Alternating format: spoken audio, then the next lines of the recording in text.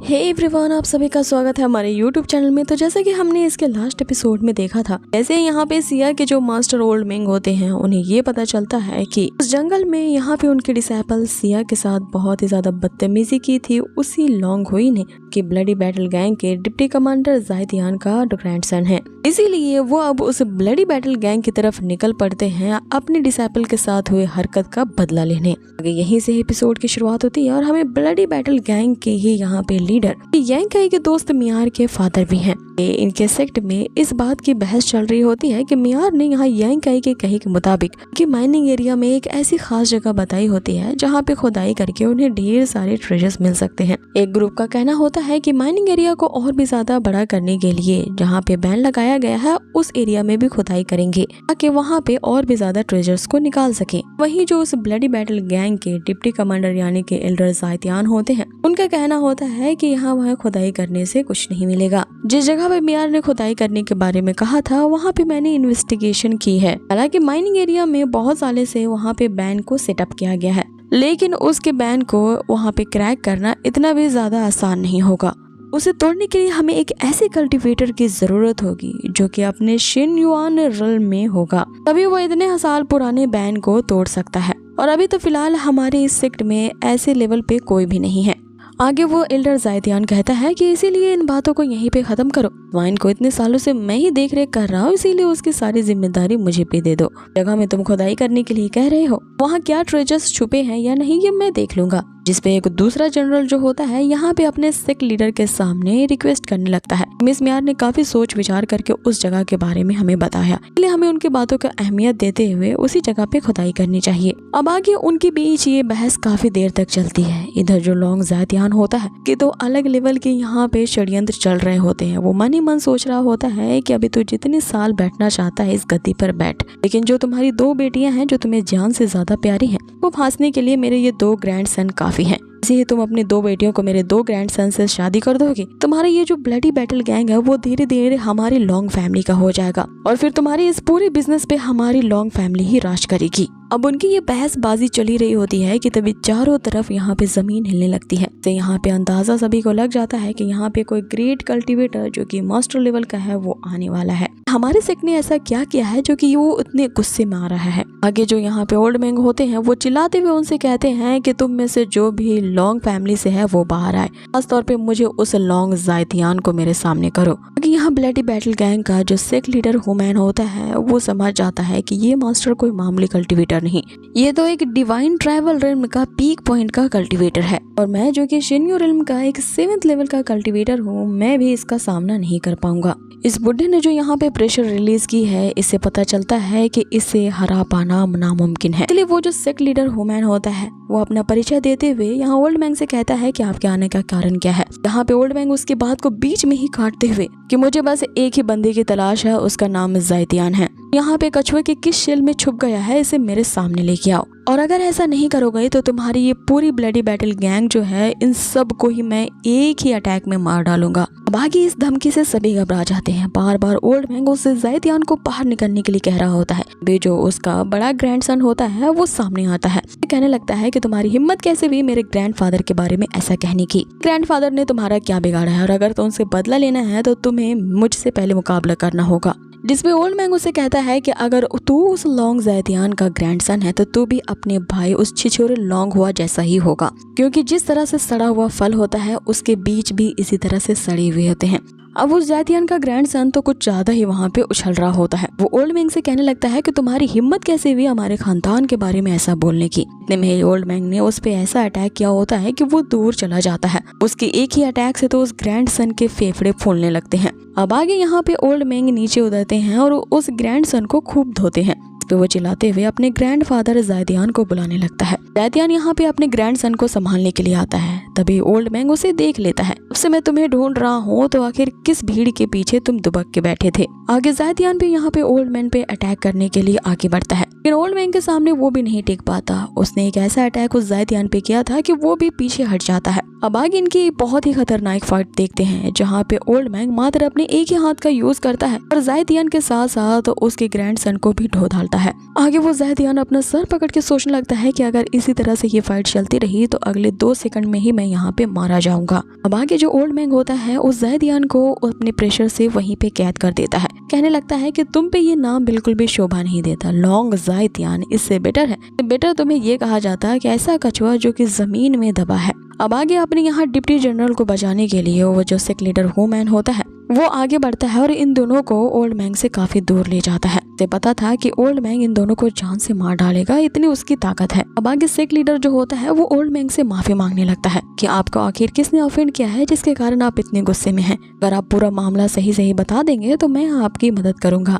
जिसपे ओल्ड मैंग उससे कहता है कि ये मेरे और उसके बीच की बात है, तुम्हें इसमें बीच में आने की जरूरत नहीं है। ऐसे भी तुम्हारे इस लॉन्ग ज़ायदियान का जो ग्रैंडसन लॉन्ग हुआ है ने मेरे खास डिसाइपल सुई के साथ जो हरकत की है उस जंगल में, ये मैं कभी भी नहीं भूल सकता। उस लॉन्ग हुआ ने मेरी डिसाइपल को हैरेस करने की कोशिश की है। तुम अपने ग्रैंडसन लॉन्ग हुआ से इसके बारे में पूछ सकते हो। यहाँ पे लॉन्ग ज़ायदियान समझ जाता है। वो शुरू से जानता था कि उसका जो ये ग्रैंडसन लॉन्ग हुआ है 1 नंबर का ट्रक इंसान है और जहाँ भी वो खूबसूरत लड़की को देखता है वो अपने आप को कंट्रोल नहीं कर पाता और उसके साथ फ्लर्ट करने लगता है। वहाँ पे उस लॉन्ग हुआ का भाई जो होता है वो अपने ग्रैंडफादर से कहता है कि 1 महीना हो गया है, अभी तक मैंने लॉन्ग हुआ को नहीं देखा है। अगले बार लॉन्ग हुआ एल्डर विन के साथ किसी जर्नी पे जा रहा था, तब से वे दोनों अभी तक नहीं लौटे हैं। यहाँ लॉन्ग ज़ायदियान सोचने लगता है कि जरूर मेरे उस ग्रैंडसन ने ऐसी हरकत की होगी कि उसका खामियाजा मुझे भुगतना होगा। अब आगे ओल्ड मैंग ने यहाँ पे उस लॉन्ग ज़ायदियान से ये कहते हुए कि तुम्हारे ग्रैंडसन ने जो ऐसी हरकत करने की कोशिश की है इसका रिवेंज मैं तुम्हारे पूरे खानदान को मार करके लूंगा। आगे यहाँ पे ओल्ड मैंग जो होता है वो अपने बुद्धिस्ट पाम टेक्निक को एक्टिवेट कर देता है। का प्रेशर बहुत ही भयानक होता है। अब वो प्रेशर इन चारों को नीचे दबाने वाला था, जिसमें यहाँ सेक लीडर हू मैन जो होता है वो यहाँ रिक्वेस्ट करके वापस से माफी मांगने लगता है। ओल्ड मैंग उससे कहता है कि मेरी तुम्हारे साथ कोई दुश्मनी नहीं है, तो उस जगह से हट जाओ अगर मेरे पाम टेक्निक के नीचे नहीं आना चाहते। अगर तुम उस लॉन्ग ज़ायदियान को बचाना चाहते हो तो तुम भी उसके साथ कुछ ले जाओगे। अब आगे हमें अगला सीन दिखाया जाता है जहाँ पे यांग काई जो होता है आपने उसी ख्यालों में गुम था। वो लगातार उसी किस के बारे में ही सोच रहा होता है, लेकिन फिर अपने आप को संभालता है और कहता है कि मुझे ऐसी वैसी बातें नहीं सोचनी चाहिए। मुझे एक वॉरियर लेवल का कल्टीवेटर बनना है, इसीलिए मुझे राइट पाथ चूज करना चाहिए और इन डिस्ट्रक्शन से बचने की कोशिश करना चाहिए। अब उसने यहाँ यांग फ्लावर सीड्स को बेचने के लिए उस मार्केट में अपनी एक स्टॉल लगाई होती है। यांग काई सोच ही रहा होता है कि वो अब से लड़कियों के बारे में नहीं सोचेगा। तभी वहाँ पे एक लड़की आती है और उसे यहाँ पे कह रही होती है कि क्या तुम्हारे पास कुछ हाई लेवल के यांग फ्लावर सीड्स हैं, क्योंकि उन्हें मैं खरीदना चाहती हूँ और इसके लिए मैं तुम्हें अच्छी कीमत दूंगी। वो जिस तरह से इन फ्लावर सीड्स को उससे मांग रही होती है वो कह कम रही होती है, लेकिन यहाँ यांग काई से फ्लर्ट ज्यादा कर रही होती है। यांग काई उसके इस फ्लर्ट करने के अंदाज को देख करके उसे एकदम बहुत ही शरीफ सा जवाब देता है। उसे कहता है कि मैं जिस लेवल के सीड्स को बेचता हूँ वो डिपेंड करता है उसकी प्राइस कितनी होगी। अब आगे वो लड़की यहाँ पे उसे एक पोटली थमा देती है कि सैंग यांग फ्रूट से भी ज्यादा स्ट्रॉन्गर सीड्स होती हैं। यांग काई उसे कहता है कि ये सीड्स मुझे चाहिए, तो इसके लिए तुम कितने पैसे मुझसे डिमांड कर रही हो। तो वो लड़की कहती है कि मुझे 200 टेल्स की जरूरत है। यांग काई सोचने लगता है कि हम दोनों एक ही सेक्ट से हैं, लेकिन फिर भी ये लड़की इन यांग फ्रूट्स को बेचने के लिए मुझे दुगनी कीमत मांग रही है। इस पे वो लड़की उससे कहती है कि ये मिडिल ग्रेड के स्पिरिचुअल ग्रास है, इस तरह के सीड्स तुम्हें मार्केट में और कहीं भी नहीं मिलेंगे। अगर तुमने इन्हें लेने से इनकार कर दिया तो तुम्हारा ही इसमें घाटा होगा। यहाँ पे फिर सोचने लगता है कि उसके पास तो ढेर सारा यांग लिक्विड है, उसका यूज करके यांग सीड्स तो बना सकता है, लेकिन इस तरह की पावर इस लड़की के सीड्स में नहीं होगी। इसीलिए वो ज्यादा सोच विचार ना करते हुए उसे उतने रुपए दे देता है। लेकिन वो लड़की उसे ये कहते हुए कि मैंने जो तुम्हें उसे ये सीड्स के साथ जो पर्स दिया है तुम उसे यहाँ पे यादगार के तौर पे रख सकते हो। और आगे वो उसे गुड बाय कहते हुए निकल जाती है। यांग काई सोचता है कि अगली बार मैं तुझसे बिजनेस करने के लिए सोचूंगा भी नहीं। अगर तुम फ्यूचर में मुझसे इसी तरह का लेन देन करने आई तो मैं तुम्हें देखते ही दूसरी तरफ चला जाऊंगा, क्योंकि तुम्हारे लूटने की टेक्निक मैं समझ चुका हूँ। यहाँ बेचारे का घाटा हो जाता है क्योंकि वो लड़की इतनी शातिर होती है। यहाँ पे यांग काई से वो लड़की दुगनी रकम ले करके रफू चक्कर हो जाती है। यांग काई जिसका मार्केट में होता है वहाँ भी उसने प्रेशर को यहाँ महसूस किया था। इस प्रेशर को देख के वो समझ जाता है कि जरूर जो ओल्ड मैंग है उस ब्लडी बैटल गैंग में पहुंच चुके हैं अपनी डिसाइपल्स के साथ हुई बेइज्जती का बदला लेने। और आज तो उस ब्लडी बैटल गैंग की खैर नहीं हो। लगता है कि यहाँ ओल्ड मैंग उनसे हिसाब किताब चुकता करके ही रहेगा।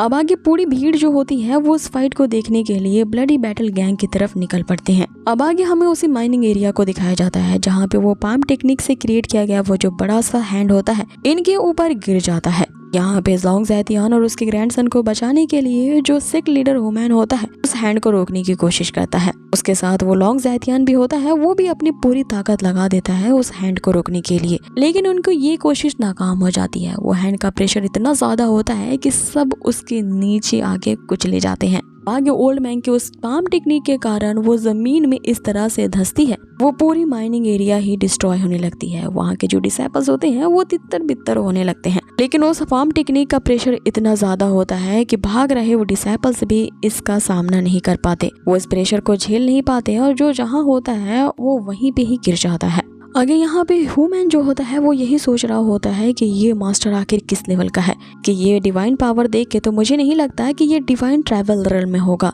और ये अपने मार्शल आर्ट से अबव रिल्म में पहुंच चुका है जिसे जुआन रिल्म कहते हैं। और ये जुआन लेवल का कल्टीवेटर जो होता है एक हाईएस्ट लेवल का कल्टीवेटर है। इधर दूसरी तरफ उस लोंग ज़ैतियान की हालत पूरी तरीके से खराब होती है। आगे ओल्ड मैंग नीचे उतरता है और उनसे कहता है कि तुम्हारा ये ब्लडी बैटल गैंग जो है इसके सारे एल्डर्स अगर मिल के भी मेरे इस पाम टेक्निक को रोकने की कोशिश करते तो भी नहीं कर पाते।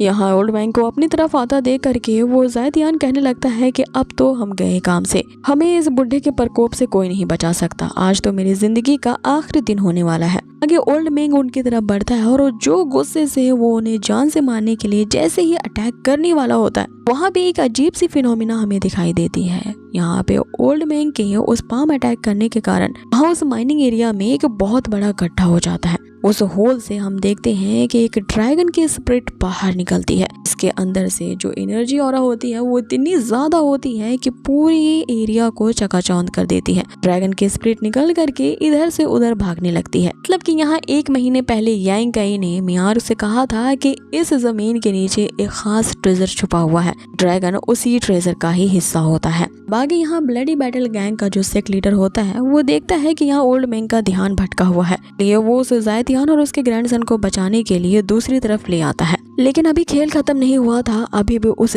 होल से एक और सरप्राइज निकलना बाकी था। यहाँ पे हम एक ब्लू रे की फीनिक्स बर्ड को देखते हैं। अब ये दोनों स्पिरिट्स ही एक दूसरे के चक्कर लगाने लगते हैं, इसके कारण उनके बीच में एक खास तरह की एनर्जी जमा होने लगती है। ओल्ड मैंग भी इस फिनोमिना को देख करके यहाँ पे सरप्राइज रह जाता है। ये जो ड्रैगन और फीनिक्स की बीस्ट सोल है जरूर ये किसी खास ट्रेजर को यहाँ पे इंडिकेट करते हैं। इन दोनों की बीस्ट सोल मिल करके यहाँ पे एक खास तरह का एनर्जी जनरेट कर रही हैं, जो कि काफी ज्यादा स्ट्रेंज है। तो उन दोनों की जो बीस्ट सोल होती है वहाँ पे एक खास तरह का जो एनर्जी उन्होंने गैदर किया था वो जो एक बड़ा सा एनर्जी बॉल होता है वो उस होल के अंदर चला जाता है, जिसके कारण अब उस होल के अंदर से बहुत ही ज्यादा अनलिमिटेड शाइन नजर आ रही थी। इसे देख करके ओल्ड मैंग समझ जाता है कि ये तो यहाँ पे एक छुपा हुआ खजाना है जो कि केव ऑफ हेवन को इनहेरिटेंस करता है। मतलब कि स्वर्ग की एक ट्रेजर केव का ये हिस्सा इस वर्ल्ड के इस कोने में छिपा था। लेकिन इससे पहले कि आगे क्या होता है हम जान पाते, एपिसोड को यही फिनिश कर दिया जाता है। अब आगे इस सीरीज ने तो एकदम नया ही मोड़ ले लिया है, जो कि आगे एपिसोड में देखना इंटरेस्टिंग रहेगा कि क्या होने वाला है। तो गाइज बने रहिए हमारे इस चैनल के साथ। और आज का एपिसोड जो कि वाकई में अमेजिंग था, आपको पसंद आया होगा तो प्लीज इसे लाइक जरूर करना। आप लोग वीडियो तो देख लेते हो लेकिन लाइक नहीं करते हो। लाइक करने से क्या जाएगा आपका गाइज, कुछ खर्च नहीं होते हैं, क्योंकि एक लाइक तो हमारी मेहनत के लिए बनता है। सो बहुत ही जल्द मिलते हैं इसके नेक्स्ट से अमेजिंग एपिसोड।